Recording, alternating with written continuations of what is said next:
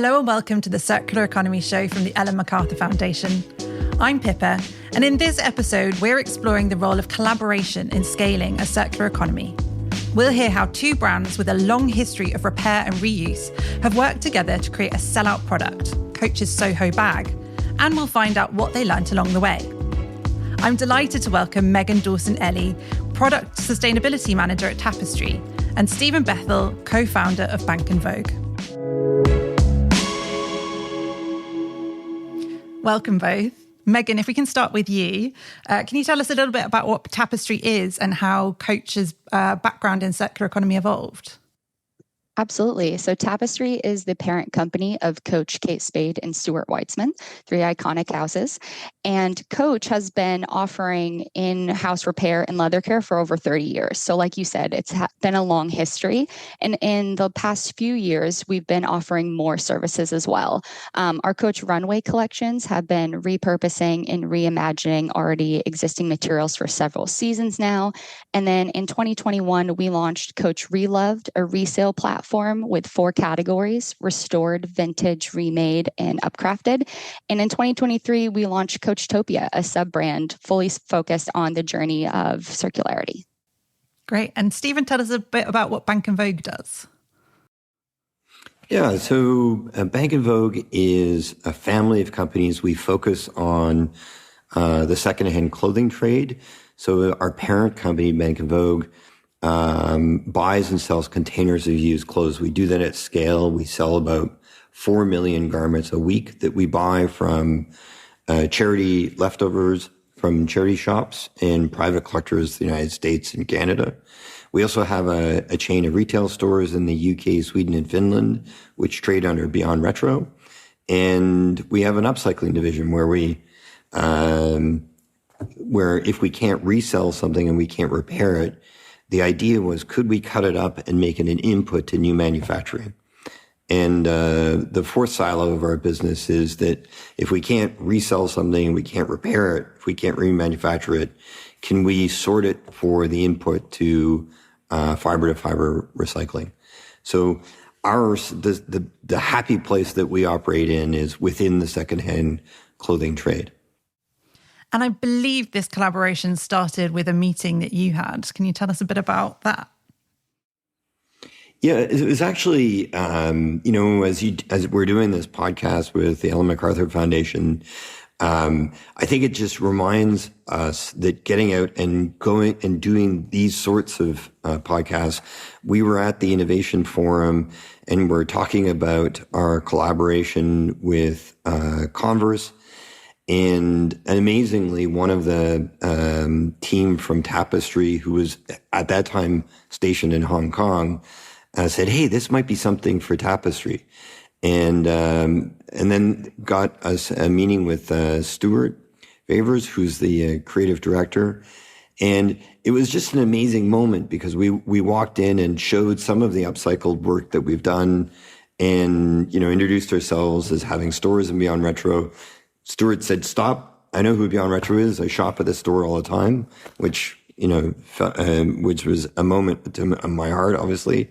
But this idea that we had just sort of come along in a moment in history and had been upcycling for 10 years at that point in time, it was a perfect moment at the perfect time. And Megan, tell us a bit about the product that you landed on with Bank and Vogue, this handbag. Absolutely. So we launched the Soho handbag this past spring, and it is taking post-consumer denim from BVH, cutting that into panels, and then using those panels for the bag shell or outer side of the bag. We call this repurposing. And I think to echo Steven, when we got together and met with BVH, it felt like the perfect next step, that we had been doing this on our own in our runway collections and in Coach Reloved for several years. So it was exciting to partner with someone externally to be able to bring this product to fruition. And can you talk a little bit about the process of bringing it to fruition? And maybe, Steven, you can jump in with, I know you've talked when we've discussed this before recording about how the material available influenced the design. But maybe, Megan, if we start with you. Yeah, absolutely. So, like I said, this was our first time repurposing with a supply chain partner at scale, which is so different than sourcing recycled materials or other environmentally preferred materials because there's still standardization with those, right? You go to a mill, you say, this is the material that I want, and they make it specifically for you. With this new process, working with BVH, the Tapestry ESG team and compliance teams really had to work together to create a new checklist for using post-consumer materials and making sure that we have all teams involved in order to greenlight this project. We had to definitely bucket in a lot of time to go through different things like labeling, testing, material composition, marketing claims, and make sure we were all comfortable and on the same page. And Steven, when a brand like Coach comes to you and talks about developing a product like this, what do you present to them? What does that actually look like with this material supply? I think what's really exciting about having 25 years history of being in the stream of product coming by, we have a knowledge about what's available. And what's really fun about being able to sit with the Coach design team, our superpower is being able to pull the sheets back on what's actually available. So when we look at for example, the Soho bag, it was about us coming to the design team and saying, you want to make a bag out of denim. Here are all the shades of denim that are available. And by actually showing those shades and being able to kind of share our insights about what is available, the design team then can use that knowledge to be able to design at scale. And I think that's to the point of the conversation about collaboration and scale. It's really exciting to be able to actually articulate what is in that post-consumer supply so that the designers can design into it. And that's a real unlock moment. Because if you're, sitting in a design office in New York, it's hard for you to imagine what does 5 million pairs of jeans a month look like, which is what Bank and Vogue sorts a month. And what are the shades? What are the thicknesses?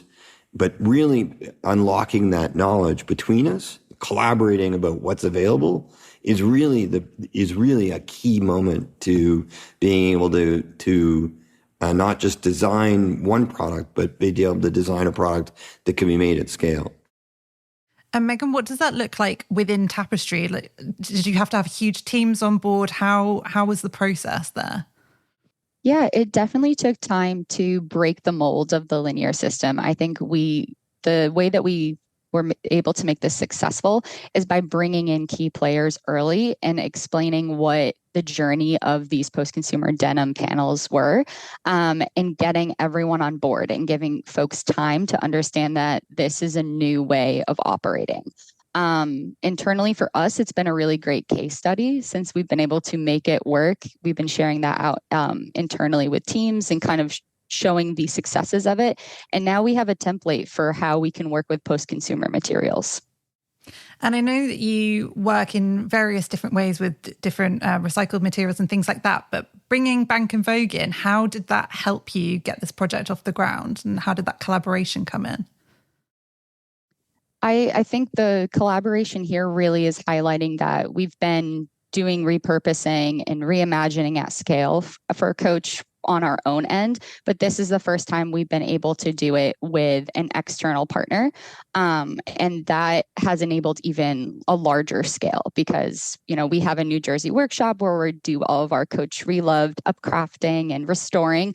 But obviously, as Steven was saying, he's looking at 5 million jeans a month. Was that what it was, Steven? Like that is a massive scale. And being able to work with a partner that has such a history in doing this has been an unlock for us. And great that you have that. This is a case study. I think you've sold out of the bag several times over, which to me sounds like a success. But what would you say the results were of this collaboration? Yeah, great results. It sold very well. I think we also took it one step further and we partnered with Steven and his team to do a life cycle assessment on the actual denim. So cradle to gate, what is the impact of the denim? And it had fantastic results. The BVH repurposed denim's carbon footprint was up to an 80% reduction in greenhouse gas emissions. And its water footprint shows that it's consuming 95% less water when comparing to conventional first-use denim. So not only did we get to work together to make a beautiful product, something that is sold well, but also we were able to work together to get more data on that product. And it's a really lovely product. And I think we've not mentioned that Jennifer Lopez was the face of the product as well. Absolutely. Great photo with J-Lo holding the bag that I know was one of Steven's favorites. Steven, what would you say your biggest learnings from this collaboration have been? I think that, a real learnings is that we operate in a space, in the secondhand clothing space, which is really quite siloed. And it's been really fantastic to go to 10 Hudson Yard, to sit with, the likes of Stuart Vevers and be inspired that there is real common view that this is possible at scale, and that we did it. That's really one of the views, the real learnings for us, and that true collaboration is really possible. It's a word that's thrown out a lot, but having really strong vision from Stuart and frankly from the coach team who wanted to just figure it out, I think was really a learnings for us. I think it was, I use this analogy a lot that, it's one thing to go and play tennis in your local tennis court, in your community court, but you get to work with somebody like a Tapestry. You're all of a sudden stepping onto the field of Wimbledon, and you up your game. And it really is for us a proof that we have a belief that a low carbon manufacturing future, part of that landscape is used. And we, for 25 years, have been championing reuse and repair. Now this remanufacturing has been proven at scale. And I think one of the highlights of 2024 for Bank and Vogue, but me personally, was getting that text message from Stuart saying the bag sold out.